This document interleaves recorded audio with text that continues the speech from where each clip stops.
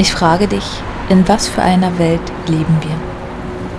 Was ist das hier, was wir Leben nennen? Ich sehe in erster Linie Menschen, die von Termin zu Termin durch ihr Leben hetzen. Die meisten arbeiten eine 40-Stunden-Woche, viele sogar mehr. Ist die Arbeit erledigt, wartet in der raren freien Zeit der Haushalt, der Einkauf, private Termine und Verpflichtungen und oft auch eine Familie, die versorgt und bespaßt werden möchte. Wir strengen uns an, allen Aufgaben gerecht zu werden und durch den Tag, die Woche und das Jahr zu kommen. Oft gehen wir dabei über unsere körperliche und mentale Grenze. All die Aufgaben und Termine müssen einfach gemacht werden. Wer soll es denn sonst machen und alle anderen schaffen das doch auch.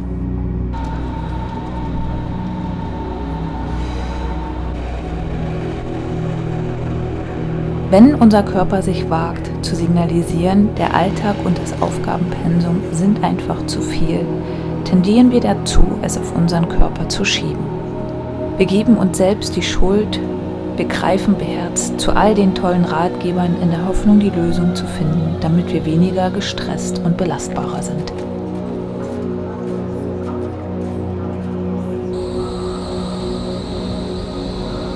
Wir tun so, als seien wir das Problem und nicht das System und die Gesellschaftsordnung, in der wir leben.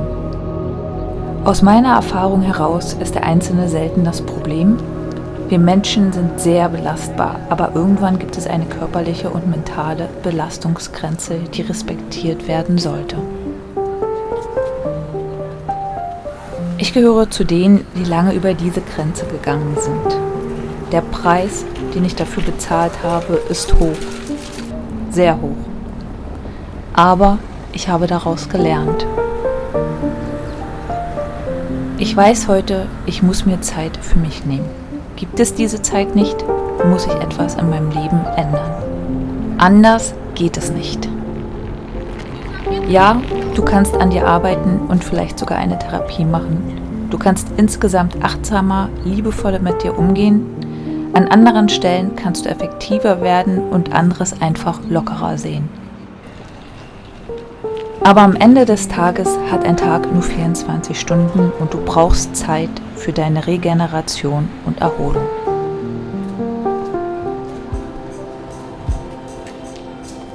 Unser Alltag lässt oft wenig Platz für die eigenen Gefühle und Bedürfnisse. Vor allem Trauer, Wut und Angst schieben wir gerne beiseite, weil es während des Tages oft keine Zeit dafür gibt. Es ist okay, sich auf Arbeit nicht anmerken zu lassen, du gehst gerade durch eine herausfordernde Lebensphase und eigentlich wäre dir gerade einfach nur zum Weinen zumute. Als Erwachsene haben wir die Fähigkeit, unsere Emotionen gut zu regulieren und können sie erstmal beiseite schieben. Es ist aber nicht ratsam, permanent alles wegzudrücken, weil Gefühle wollen gefühlt werden. Deshalb heißen sie Gefühle. Wenn du ihnen nie den Raum gibst, kommen sie irgendwann mit aller Macht an die Oberfläche und überschwemmen dich. Aus diesem Grund habe ich mir angewöhnt, mir hin und wieder bewusst Zeit für ein kleines Check-in mit mir selbst zu nehmen. Wie geht es mir überhaupt? Geht es mir gut oder hat sich über die Tage einiges angestaut? Manchmal merke ich im Alltag, mir ist gerade nach Weinen, aber es kommt keine Träne, obwohl ich es zulasse. Spätestens dann weiß ich, es ist Zeit für mein kleines Check-in mit mir selbst, meine Gefühlsübung, wie ich es liebevoll nenne. Mit dieser Übung fällt es mir leichter, wieder in mein vor allem emotionales Gleichgewicht zu kommen.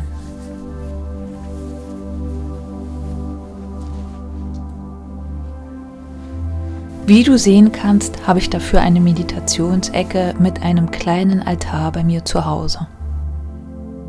Falls du mich jetzt belächelst, verstehe ich das. Ich war einmal wie du. Aber über die Zeit habe ich durch diese Übung gelernt, wieder an meine Gefühle zu kommen.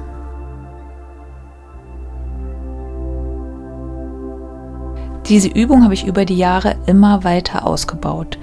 Angefangen habe ich damit, mich in irgendeine ruhige Ecke zu verkriechen, wo mich niemand sieht, um meinen Tränen freien Lauf zu lassen.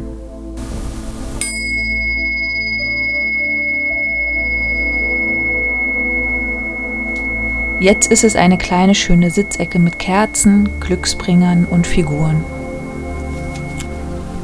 Ich beginne meist mit 2 bis 3 bewussten Atemzügen mit geschlossenen Augen, um im Hier und Jetzt anzukommen.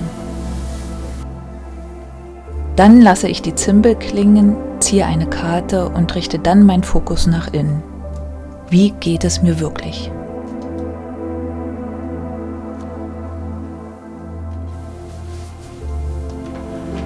Ich arbeite oft auch mit Musik, weil ich dann leichter an meine Emotionen komme. Mittlerweile erzähle ich meinem Bruder auch immer öfter, was gerade alles so gar nicht läuft in meinem Leben. Das fühlte sich die ersten Male zugegeben lächerlich an, aber mir geht es danach oft einfach besser. Die Probleme sind noch alle da, aber weil ich es einfach ausgesprochen habe oder meine Tränen laufen lassen habe, sehe ich die Dinge wieder klarer und darum geht es. Ich habe eine Verantwortung für meine Gefühle, Entscheidungen und Handlungen.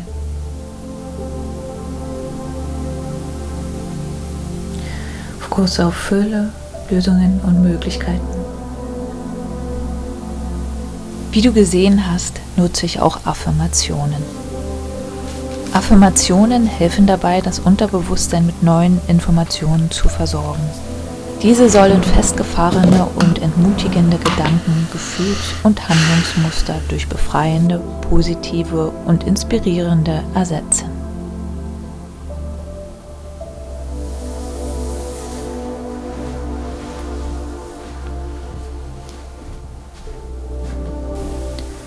Du hast mich gerade bei meiner Gefühlsübung gesehen und vielleicht lächelst du jetzt. Mein altes Ich vor 10 Jahren hätte das hier alles sehr belächelt, aber jetzt bin ich ein bisschen schlauer und habe das auf eine sehr schmerzhafte Art lernen müssen. Also ich habe wirklich alles an Gefühlen weggedrückt, was man wegdrücken kann, was glaube ich auch nicht schwer ist in unserem Leben, weil wir glaube ich doch von klein auf eher aufs Funktionieren vor allem erzogen worden sind. Das wird auch noch sehr gefördert in der Schule. Also da ist halt auch wenig bedürfnisorientiert. Oh, dir geht es heute schlecht oder dir ist heute nicht danach näher, dann musst du das heute nicht machen. So funktioniert das ja bei uns nicht. Man lernt halt relativ früh einfach zu machen. Ja? Und das setzt sich halt bis ins Erwachsenenleben fort. Alles andere ist wichtiger als die eigene Gefühlswelt und die eigenen Bedürfnisse. Bei mir ging das halt nur bis zu einem gewissen Punkt gut, bis ich sozusagen in einer körperlichen und mentalen Überlastungssituation geraten bin. Und meine Gefühlswelt war einfach eher so ein neutrales Dahingeplänkel, aber eigentlich sind die Ausschläge eher so. Ich habe für mich diese Übung einfach gefunden, bei der ich leichter an meine Gefühle rankomme, was ich mit Hilfe von Musik mache. Kerzen und auch diese Glocke, die ihr gesehen habt, macht alles so ein bisschen Sinn. Ich habe das früher echt immer belächelt, ne? Aber ich habe mir das selber so zusammengestellt und diese Glocken nehme ich halt, weil wenn man das jedes Mal macht vor dieser Übung, weiß der Körper schneller, jetzt bin ich in der Entspannung, jetzt kann ich locker lassen und jetzt können vielleicht auch die Tränen fließen. Und genau das Gleiche ist halt mit Düften. Also ich habe so eine Kräutermischung und dann zünde ich Kerzen an, dann riecht das so ein bisschen so und alles zusammen. Wenn man das über einen längeren Zeitraum macht, versetzt den Körper schneller in diesen Zustand, weil er weiß, ja, das ist diese Übung und darum geht's. Und daraus hat sich im Laufe der Jahre das entwickelt. Ein paar Sachen habe ich geschenkt bekommen. Das ist ein Lebensbaum. Den habe ich von einer meiner besten Freundinnen bekommen. Den Schutzengel habe ich auch von einer anderen sehr guten Freundin. Und so wird das Regal halt immer voller. Also ich kann nur sagen, dass es mir sehr hilft, meine Gefühlswelt wieder zum Leben erwecken. Und wenn alles wieder besser fließen kann, ist es tatsächlich so, das Leben wird machbarer. Ja. Vielleicht hilft es dem einen oder anderen. Also ich glaube, mir hätte es geholfen, hätte mir das jemand als Kind gesagt oder als Teenager, wobei ich das, glaube ich, nicht verstanden hätte. Ich hätte es halt belächelt. Also ich habe sowas auch immer belächelt. Aber habe für mich festgestellt, es ist halt doch was dran. In diesem Sinne hoffe ich, dass du gut für dich sorgst im Alltag und dir deinen Raum nimmst, um auch für dich zu sorgen, weil das ganz wichtig ist. Weil sonst kann man auch nicht für die anderen da sein und ja. Ich möchte das Video noch mal ganz kurz ergänzen und sagen, es ist egal, wie du dir deine Auszeit nimmst. Hauptsache, du nimmst sie dir. Es kann ein Spaziergang sein oder du schließt dich im Bad ein, weil es der einzige Ort in deinem Haus ist, wo du auf jeden Fall mal kurz ungestört sein kannst. Setzt dich aufs Klo und weinst, wenn dir danach ist. Das spielt keine Rolle. Ich kann es nur empfehlen, oder es ist natürlich schöner für einen selber, wenn man das dann regelmäßig macht, wenn man im eigenen Zuhause so einen kleinen Wohlfühlort hat, wo auch die anderen wissen, wenn ich mich dahin zurückziehe, dann will ich kurz ungestört sein. Man kann das ja auch sagen, ich brauche mal kurz 5 Minuten für mich. Und es ist auch egal, wie lang es ist. Also es können 5 Minuten sein, es kann eine halbe Stunde sein, es kann eine Stunde sein. Aber wir tendieren ja oft dazu, es gar nicht zu machen. Ja? Also man hetzt so durch den Alltag. Und ich glaube, wir haben alle festgestellt, das Leben so ab spätestens 30 wird eine andere Hausnummer. Man sollte einfach gut für sich sorgen. Und ich hoffe, du machst das.